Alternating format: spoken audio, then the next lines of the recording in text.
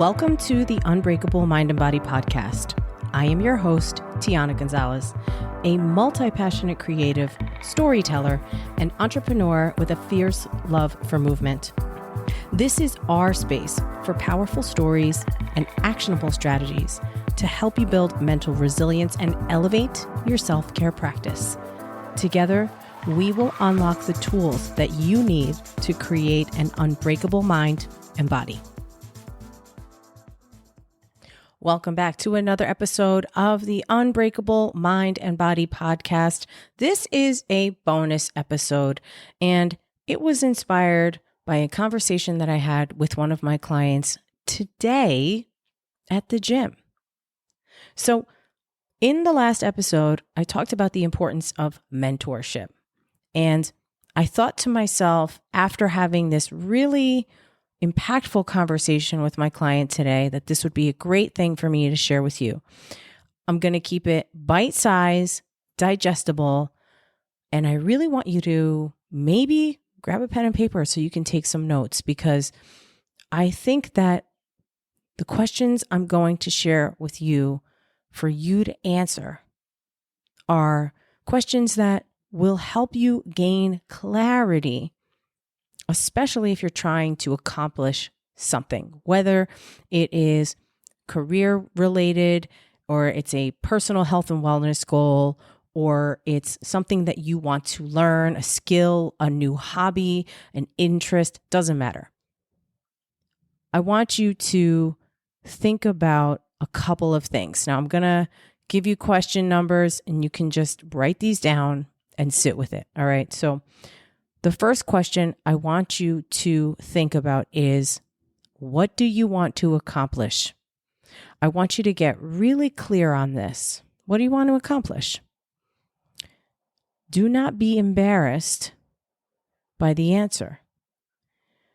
You have to find the words, you have to find the language, you have to find the concise way to state what it is that you want to accomplish for yourself. Okay? Question number 2. And it's a 2-part question.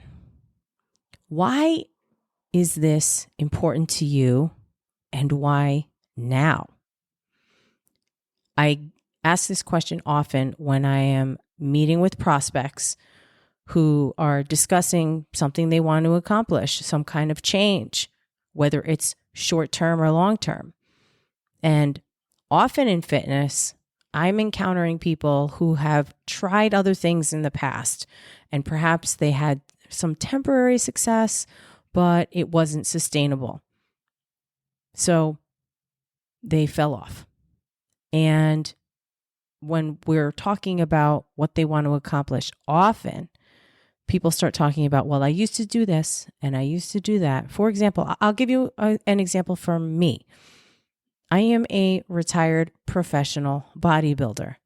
So at various points of time in my life, I was incredibly lean because I was in preparation for a competition, which involved getting on stage in a very small bikini with a tan and hair, makeup, nails, jewelry, and very specific posing in order to present my physique to a panel of judges. Some people might think that's ridiculous. Some people might not have any interest at all. But for me, it was very important because it was something that I was deeply interested in pursuing. And I went through a season where I wasn't interested any longer, and then I revisited it. So understanding the motivation behind the desire is incredibly valuable. Again, these are for you to sit with and to explore. All right, question number 3. Are you coachable? A lot of people think that they are coachable, but let's be serious. Not everyone is coachable. There are certain groups of people that I have found throughout my career and just from personal life experience, there are some types of people that are very stubborn, very difficult.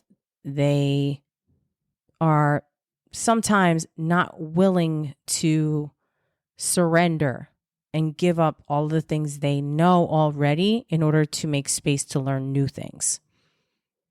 And so therefore, it's very challenging for them. Here's an example. Sometimes when I'm training a client in the gym, I will begin to start demonstrating a movement and the client will be like, oh yeah, I know what to do. I didn't finish the demo, but okay, they know what to do, right? I give them the weights or they get themselves set up and they do a completely different movement. They weren't willing to listen to me in the moment, right? Sometimes I'm explaining something and the person will say, yeah, I know, I got it. Right. You're supposed to do this, and this. And no, that's not what I was going to say. Sometimes it's a personality thing. Sometimes it's somebody eager to show you their knowledge. Neither of those are bad, but it can create a little bit of friction in a learning environment. So if you're willing to be vulnerable and put your student hat on and be in an environment where you are going to learn, be coachable. Have an open mind. Be willing and eager to hear and see something new. But a lot of people still need to sit down and ask the question, am I coachable?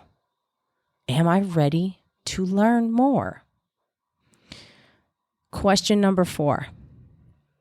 What level of support do you need to start making or implementing the changes that you're going to need to make in order to accomplish the thing you wanted to accomplish? Going back to question 1. I'll say question number 4 one more time. What level of support do you need to start making or implementing changes to accomplish the thing you want to accomplish? For some people, they need their hand held. Others, you can give them the plan and they will run with it. They may just need a little supervision, a few check-ins here and there, but they're putting in the work, they're doing the work, they know the thing. And that's not better or worse, it's just a different way of learning. It's a different way of executing. Some people are beginners. They need the support. They need to learn technique. They need the basics. They need that foundation. The other part of this is sometimes people say they don't need as much support as they actually do need. So that's another area where you can be real honest with yourself. How much support am I going to need in this process to make this happen and to make it happen now because it's important to me? And the last question, perhaps the most important one of all, the one that might trip you up, the one that might make you pause and say, I really need to sit with this. Can you relinquish parts of your old self in order to become the version of you that you need to become in order to accomplish the goal set up in question number 1? I'm going to say this again because it's a long question. Can you relinquish parts of your old identity or your old self to become the person you need to become? This is a tough one for a lot of people. I'll use myself as an example again. So I mentioned bodybuilding before, right? There were periods of time where I just was not willing to let that go. I wanted to be lean. I wanted to be lean all year round. I struggled post-show. I struggled for months, sometimes years, with body dysmorphia, with feeling defeated, with having feelings of not good enough, or that I was an imposter because I didn't look like a competitor. Of course I looked like a competitor every single day. It's just the level are low levels of body fat. I didn't have that. And most women shouldn't and wouldn't year round. It's not sustainable nor healthy. That's another podcast episode for a future date. Not today.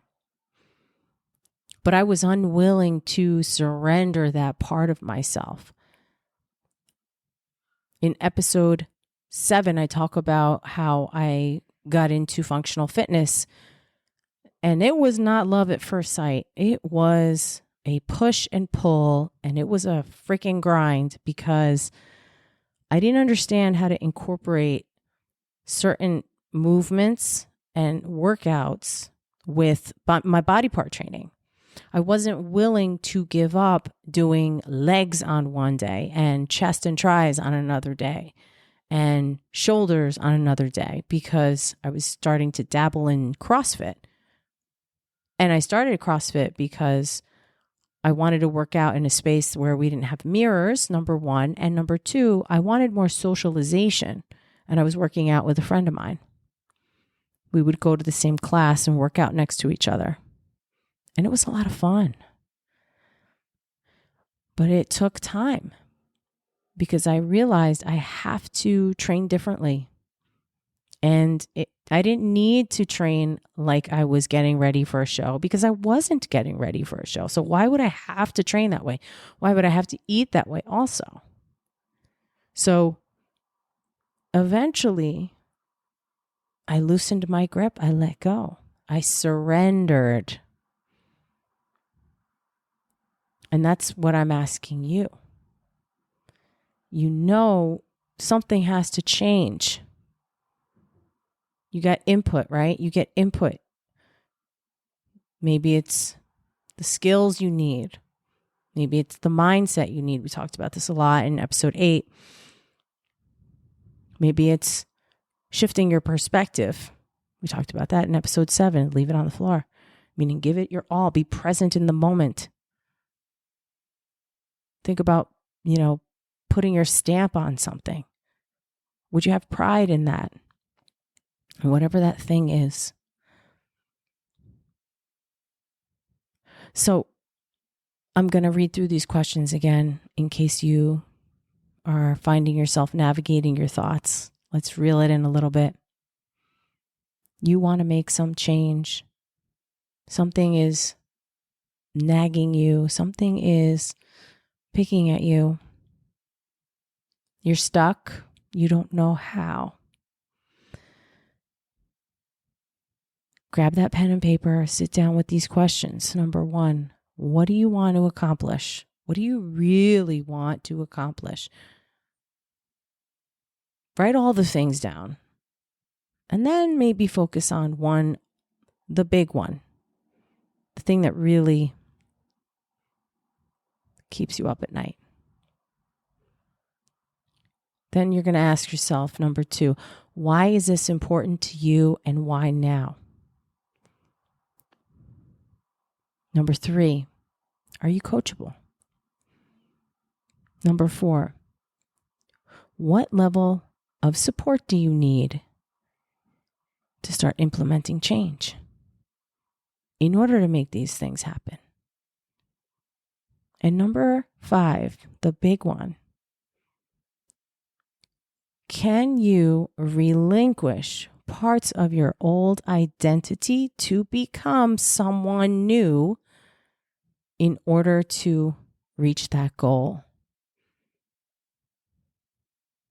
That's your habit changes. That's your lifestyle changes.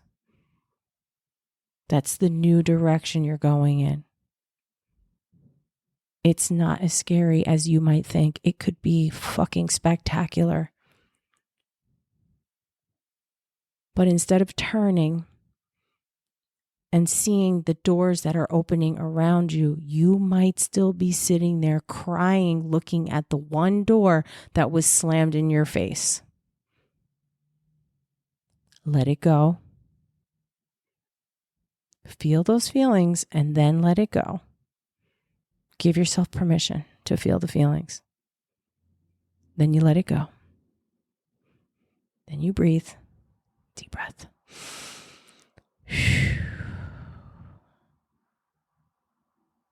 And then just turn your shoulders a little bit to the right or a little bit to the left. Turn your head. Turn around. Holy shit. Look at all the doors that are starting to open around you.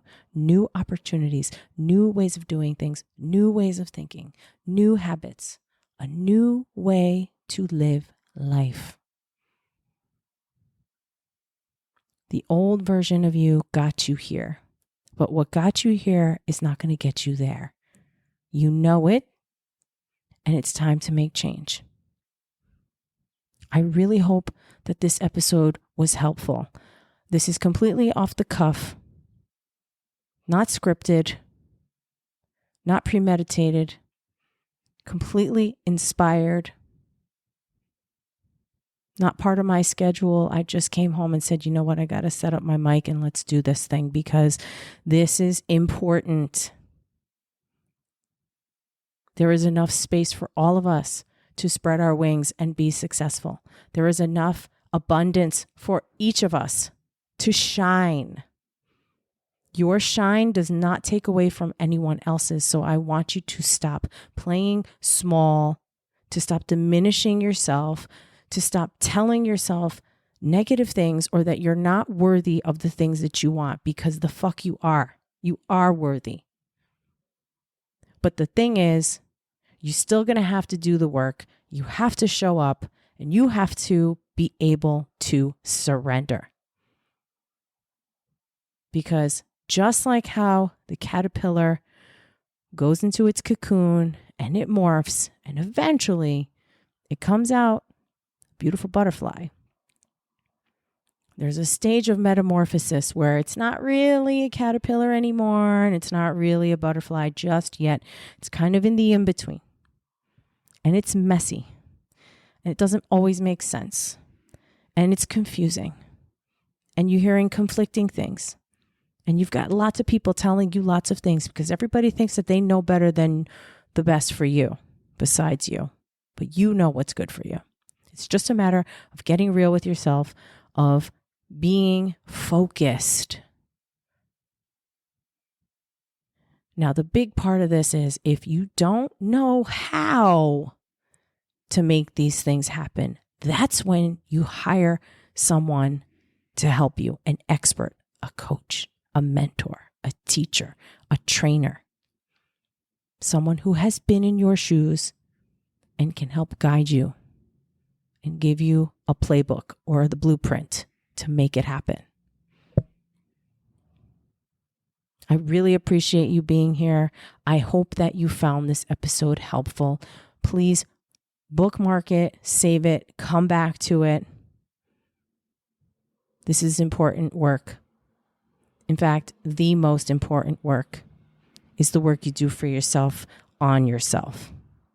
Because that is how you make the world a better place. You make the world a better place by making yourself a better being. Thank you so much for being here. I really hope you enjoyed this show.